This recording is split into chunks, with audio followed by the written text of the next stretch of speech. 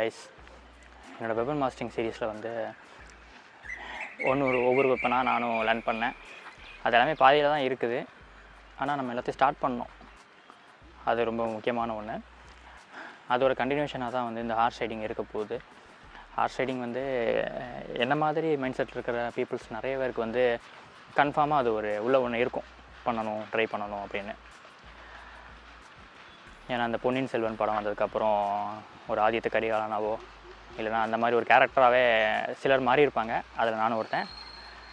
But அந்த படத்தினால தான் வந்து எனக்கு இன்ஸ்பிரேஷன் ஆச்சு அப்படின்னா அப்படி இல்லை, தெரில, எனக்கு ஏதோ இந்த மாதிரிலாம் பண்ணணும் அப்படின்னு ஒரு ஆசை வந்தது. அதனால் அதை நம்ம பண்ணுறதுக்காக தான் இப்போ இருக்கோம்.